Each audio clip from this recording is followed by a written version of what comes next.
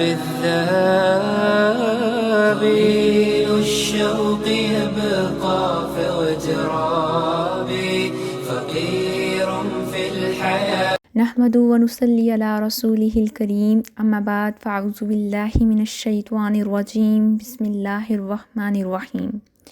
السلام علیکم ورحمۃ اللہ وبرکاتہ۔ امید کرتی ہوں آپ سب خیریت سے ہوں گے۔ آپ کو یاد ہوگا کہ پچھلی نشست میں ہم نے سورۃ الفاتحہ کی اہمیت اور فضیلت کا مطالعہ کیا تھا۔ آج کی نشست میں ہم سورۃ الفاتحہ کو سمجھنے کی کوشش کریں گے۔ تو شروع کرتے ہیں۔ بسم اللہ الرحمن الرحیم۔ الحمد للہ رب العالمین۔ سب تعریفیں اللہ کے لیے ہیں جو دو جہان کا مالک ہے، رب ہے۔ اگر آپ کسی چیز کی تعریف کریں جیسے کسی کے آرٹ کی، تو در حقیقت میں آپ اس کے بنانے والے کی تعریف کر رہے ہوتے ہیں۔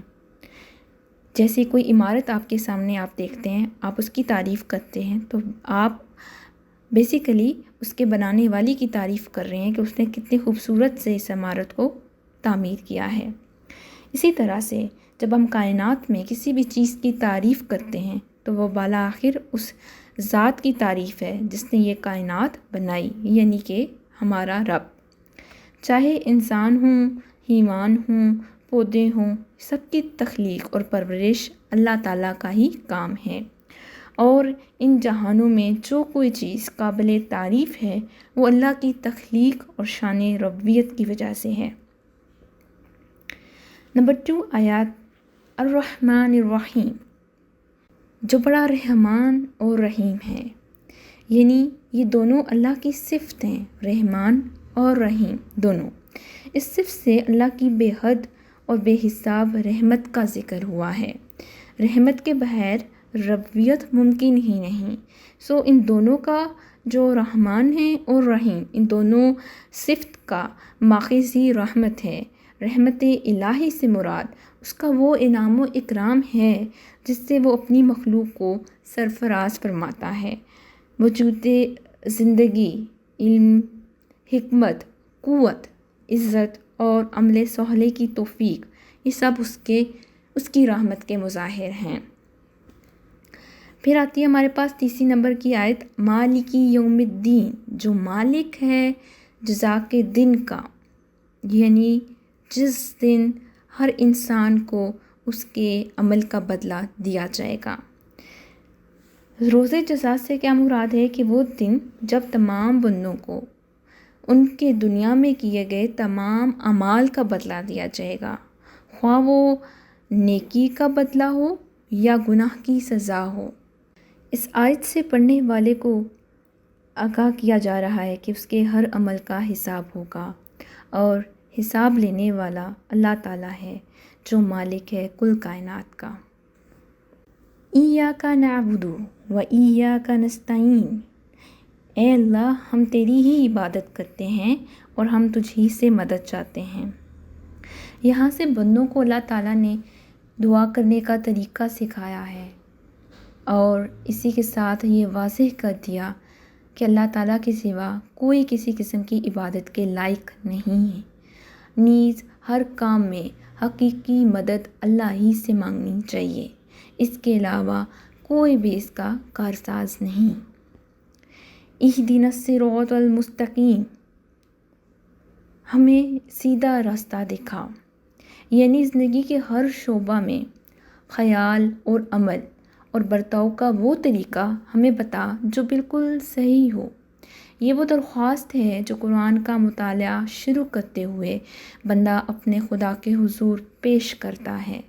اہدنا کا مفہوم یہ ہے کہ اس راستے کی محبت میں ہمارے دل کو مطمئن کر دے، یعنی اس پر چلنے کا ہمارے اندر ذوق و شوق پیدا کر دے، اس کی مشکلیں ہمارے لیے آسان کر دے، اور اس پر چل لینے کے بعد ہمیں دوسرے برے رستوں سے محفوظ کر دے۔ صراط المستقیم وہ سیدھا راستہ ہے جو بندوں کے لیے خود اللہ تعالیٰ نے کھولا ہے، یعنی جو دین اور دنیا دونوں کی فلاح و کامیابی کا ضامن ہے۔ صراط الذین انعمت علیہم، ان لوگوں کا راستہ جن پر تو نے انعام فرمایا، یعنی جو راہ حق ہے، ٹھیک ہے، وہ راستہ جس پر لوگ چلے اور تو نے ان لوگوں پر انعام و اکرام کیا۔ یہاں پہ انعام و اکرام سے مراد یہ نہیں کہ دنیاوی دولت ہو، پیسہ ہو، عزت ہو، شہرت ہو، نہیں، بلکہ دراصل یہ ہدایت اور شریعت کی نعمت ہے جس سے انسان دنیا اور آخرت دونوں کی فلاح کا راستہ معلوم کرتا ہے۔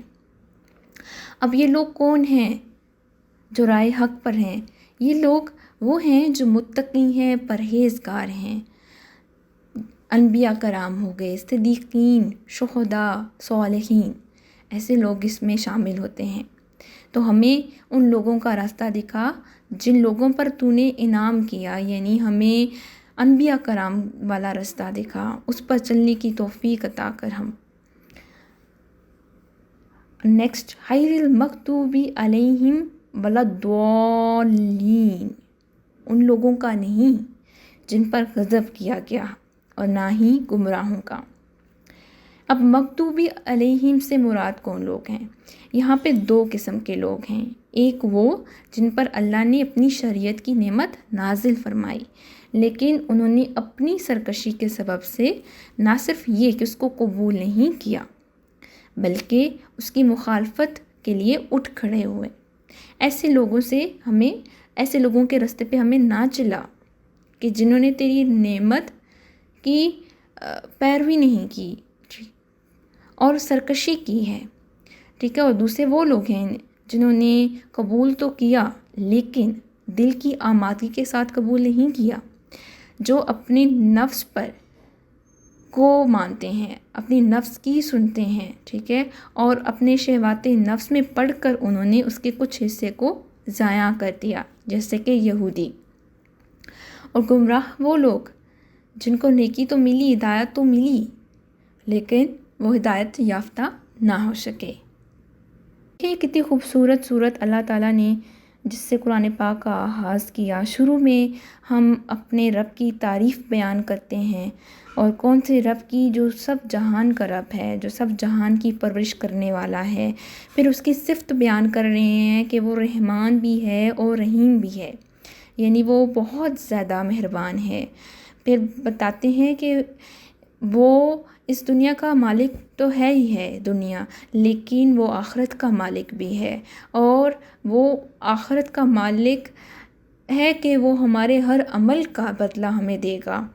پھر ہم نے پڑھا کہ ہم یہ اللہ سے عرض کر رہے ہیں کہ تو ہی ہے جس کی ہم عبادت کرتے ہیں، یعنی تیرے علاوہ کوئی بھی عبادت کے لائق نہیں، اور تجھ سے ہی ہم مدد چاہتے ہیں، اور تیرے علاوہ ہماری کوئی مدد کرنے والا بھی نہیں ہے۔ پھر ہم نے پڑھا کہ ہم دعا کرتے ہیں اس صورت میں کہ ہمیں ان لوگوں کا راستہ دکھا جو سیدھے راستے پہ ہیں، یعنی کہ جو تیرے برگزیدہ چنے ہوئے لوگ ہیں ان کا راستہ دکھا دے۔ ہمیں ان لوگوں کا راستہ نہ دکھا جن پر تو نے غضب ڈھا، نہ ہی ان لوگوں کا جو گمراہ ہوئے، جنہوں نے تیری رحمت پہ شکر ادا نہیں کیا، جنہوں نے تیری وحدیت پر آمین نہیں کہا، جو تیرے ایک ہونے کو، تیرے یکتا ہونے پہ جو ایمان نہیں لائے، ہمیں ان لوگوں میں شامل نہ کر۔ تو آج کا سیشن یہی اختتام کرتی ہوں اس دعا کے ساتھ کہ اللہ تعالیٰ ہم سب کو ہدایت دے اور ہمیں بھی اپنے برگزیدہ بندوں جیسا بنا دے۔ آمین۔ وآخر دعوانا ان الحمدللہ رب العالمین۔ بالذهاب